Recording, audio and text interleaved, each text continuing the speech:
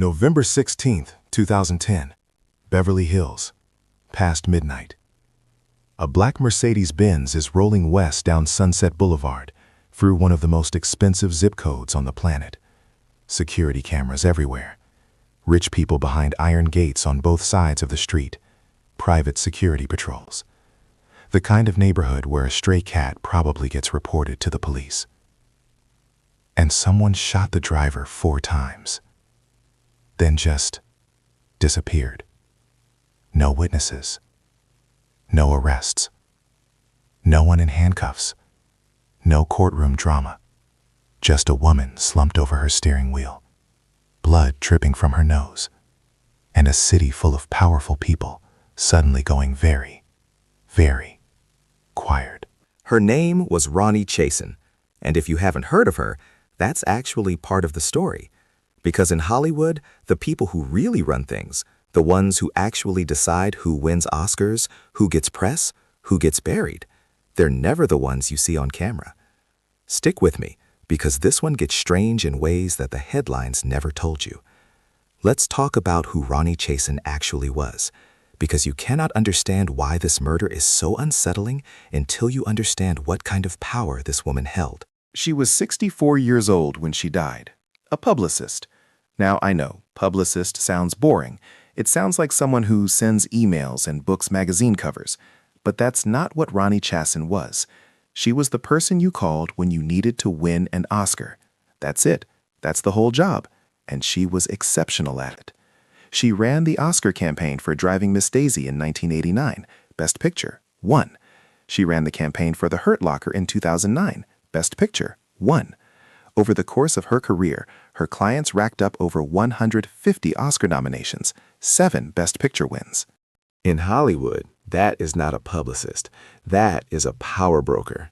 That is someone who can make careers or kill them with a phone call. That is someone who knows where everybody is buried, figuratively speaking. And she had clients everywhere. Michael Douglas, Hans Zimmer, Diane Warren, producers, composers, directors. The kind of network that takes 30 years to build and that other people would genuinely kill for. So when she turned up shot dead in her Mercedes, the first question wasn't who would do this. The first question was, which one of these people had something to lose? That's what everyone in Hollywood was whispering, because Ronni Chasen did not have enemies in the conventional sense. She had rivals, she had business, she had money, and she had secrets. And in that town, those things tend to overlap. Now here's the night itself, and I want you to pay attention to the details here, because the details matter. It's the premiere of Burlesque, Cher's film. Diane Warren, one of Ronnie's clients, had a song in it, so Ronni was there, working the room, doing what she always did. Multiple people later said she was happy that night, energized, the funnest night, Warren said. Producer Donald DeLine said she was in full mother hen mode, just like 100 other nights. The party was at the W Hollywood Hotel. Ronni left, got her car from the valet, and started driving home to her condo in Westwood, a route she had taken dozens of times. A completely normal Tuesday night in her world. At 12:28 in the morning, she turned left off Sunset onto Whittier Drive, and that's when it happened. 4 shots, fired through the front passenger window. 2 hit her chest. 1 hit her right arm. The 4th, the most lethal one, entered through her right shoulder and struck her heart. The car kept rolling, ran a stop sign, knocked over a concrete light pole, then stopped. Neighbors called 911. They heard the crash first. Then police arrived and found her slumped forward, eyes open, a gurgling sound coming from her, blood at her nose. She was rushed to Cedars-Sinai, pronounced dead at 1:12 in the morning. And here's the first thing that should make you stop and think. The shooting happened on one of the most recognizable streets in Los Angeles, Sunset Boulevard, Beverly Hills. Past midnight, yes, but this isn't a dark alley in a bad neighborhood. This is a tree-lined stretch with million-dollar homes and security infrastructure everywhere. How do you shoot someone 4 times through a car window and just vanish? The Beverly Hills Police Department catches maybe 1 murder a year. In the 5 years before Ronni Chasen was killed, There were only 5 murders in the entire city. 4 of them were solved.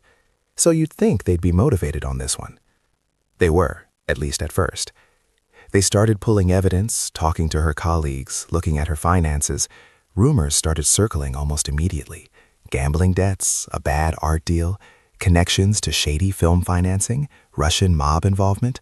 All of this was swirling around within days. Then, 4 days after the murder, the case appeared on America's Most Wanted. And that's where things get weird.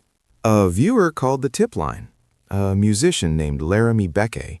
He said his neighbor, a man named Harold Martin Smith, might have something to do with it.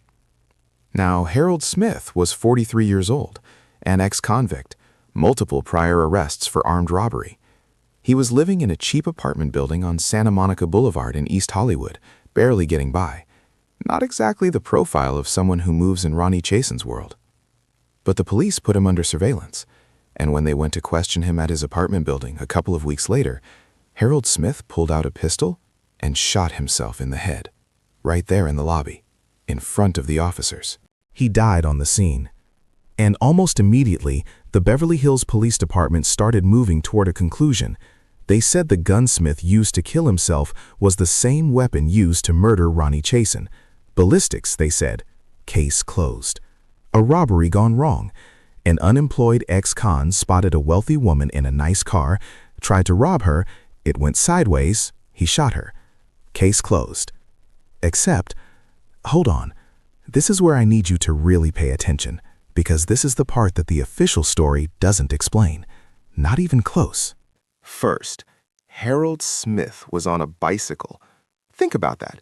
The police theory is that this man, on a bicycle, at past midnight in Beverly Hills, somehow pulled alongside a moving Mercedes on Sunset Boulevard, fired 4 shots through the passenger window with enough accuracy to hit the driver multiple times, and then pedaled away without being seen by a single person.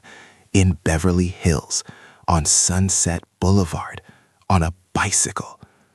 I'm not saying it's impossible.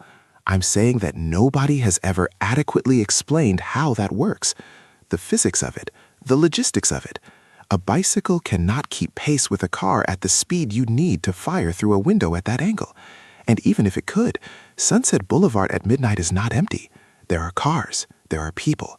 Someone would have seen a man on a bicycle shooting into a Mercedes. Nobody did. Second, no evidence ever placed Harold Smith at the scene. None. No DNA, no witnesses who saw him there, no surveillance footage of him on Sunset, nothing physical that connected him to that intersection that night. Third, the ballistics. The Beverly Hills Police Department announced 3 weeks after the murder that Smith's gun was a match. They said this at a press conference where they also admitted that at that point, they still hadn't reviewed Ronni Chasen's bank statements, her hard drive, or her cell phone records. They hadn't even done basic financial due diligence on the victim, but they were already calling it solved. They didn't pull her phone records until 5 months later, in March of 2011. Think about what that tells you about how serious they were taking the investigation. Now, here's the thing about Harold Smith that complicates the police narrative even further, and this detail barely made the news. One of Smith's neighbors at the Harvey Apartments, a woman named Kelvin Gilpin, told investigators something remarkable. She said she heard Smith bragging. She said he told her, and I'm paraphrasing here, "You know that lady on TV, that publicist? I did it. I did it." And she said he mentioned a number, $10,000. He was supposedly waiting to be paid $10,000. Now, if Harold Smith was just a random opportunist who tried to rob a woman from a bicycle, why is he talking about being paid? Who pays $10,000 for a random robbery? That's not how random crime works. That's how contracts work. And this detail somehow did not change the police conclusion. They still called it a random robbery. They still called it one man acting alone, despite their own witness testimony suggesting otherwise. Let's talk about the investigation itself, because the more you dig into it, the more it looks like it was designed to reach a conclusion rather than find the truth. A documentarian named Ryan Katzenbach has been chasing this case for years. He filed lawsuits to get the police documents released, and in 2017, The Hollywood Reporter got access to about 200 pages of semi-redacted police records that he helped uncover. What those documents show is a remarkably narrow investigation. Ronni Chasen had a wide, sprawling professional network across 30 years in Hollywood. Her friends, colleagues, former clients, business partners, most of them were never interviewed, not even contacted. The investigation essentially focused on her immediate office staff and a small circle of friends. Several people did attract attention, though. Her close friend, Jonathan Novak, an art dealer who was a pallbearer at her funeral. He actually approached the police himself to clarify that rumors about them dating were exaggerated.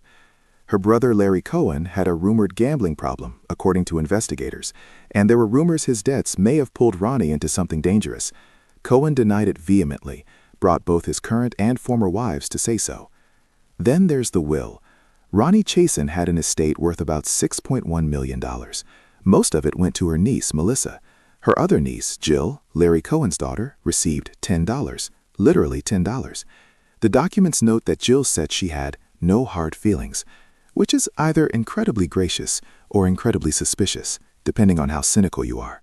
None of this means any of these people did anything wrong, but it represents the kind of lead that, in a thorough investigation, you follow, and the Beverly Hills police, by their own documents, largely didn't.